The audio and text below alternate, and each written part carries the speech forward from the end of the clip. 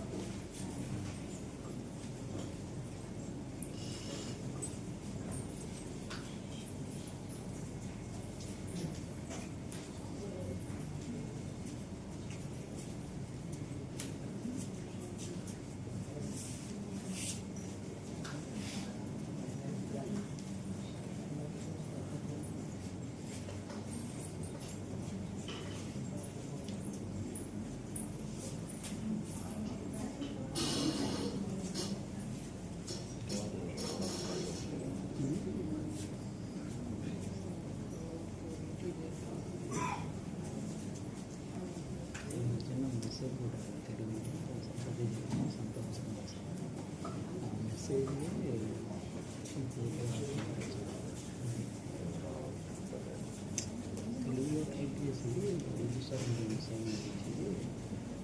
Photo పెట్టి పంపించాను.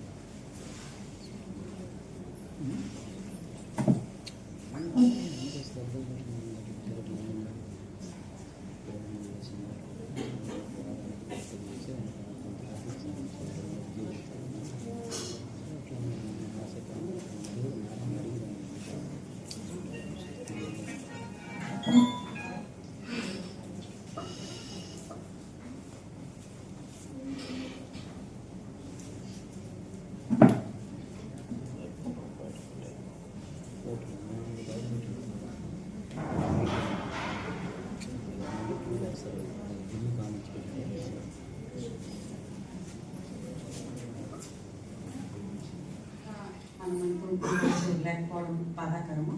కాకపోతే అంటే పని అనేది ఉన్నప్పుడు అంటే సరదాగా నవ్వుతూ ఎవరినైనా ఏ సమయంలో అయినా కానీ ముఖంలో విసుగు అయితే నేను ఏ రోజు చూడలేదు.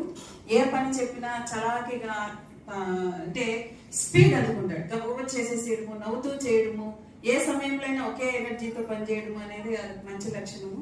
కాకపోతే అలాంటి ముగింపు అనేది అతని జీవితంలో ఉండడం బాధాకరము. సో ఇది అందరం మనం కూడా ఇట్లాంటివి ఒకసారి గమనించుకొని అలాంటి పరిస్థితి మన కుటుంబానికి రాకుండా మనం ఎలా మన జీవితాన్ని మలుచుకోవాలనేది కూడా ఒక సందేశంగా కూడా మనం భావించాలి. అతని పవిత్ర ఆత్మకు శాంతి ప్రేమలను భగవంతుడు ప్రార్థిస్తున్నాం.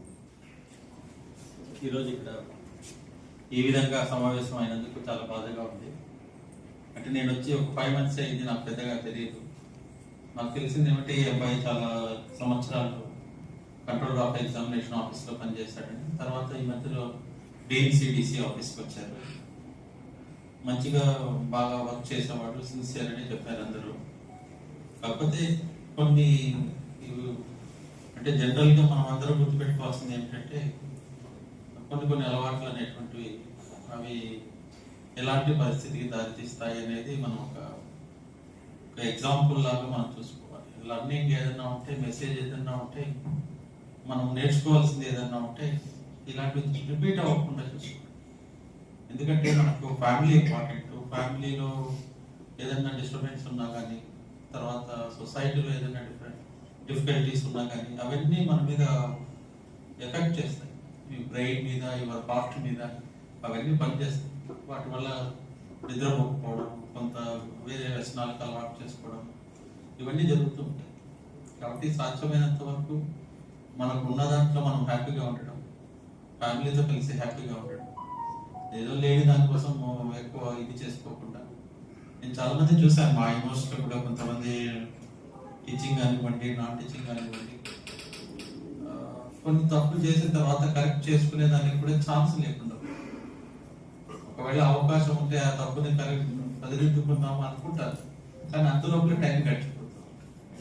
కాబట్టి ఆ తప్పు చేయకుండా మనం దూరంగా ఉండడం, అలాంటి పొరపాటు చేసుకోకుండా లైఫ్ని ఒక ఆర్గనైజ్డ్గా చేసుకోవడం వల్ల మంచి ఇది ఉంటుంది అనేసి నేను అనుకుంటున్నాను. తర్వాత ఇప్పుడు ఈ అన్ఫార్చునేట్ ఇన్సిడెంట్ జరిగింది, చాలా ఎంగేజ్ నేను అంటున్నాను, తెలుసుకున్నాను. బిలో 30 years పాపం అబ్బాయి, చిన్న బాబు కూడా ఉన్నారు, బాబు.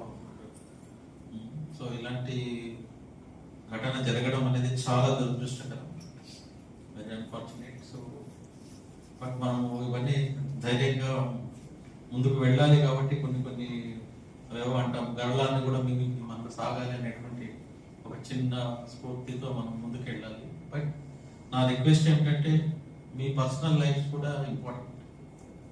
యూనివర్సిటీకి మీరు ఎంత ఇంపార్టెంట్, మీ పర్సనల్ లైఫ్ కూడా అంతే ఇంపార్టెంట్. కాబట్టి మీరు అందరూ జాగ్రత్తగా ఉండండి, హెల్త్ పాటు చేసుకోవద్దు. మనము అందరూ కలిసి యూనివర్సిటీ డెవలప్ చేసుకోవాలి. So please kindly take care of your family and your self. Don't get repeat these type of things. ఇలాంటివి జరగకూడదని మనస్ఫూర్తిగా కోరుకుంటున్నాను. Thank you for giving this opportunity.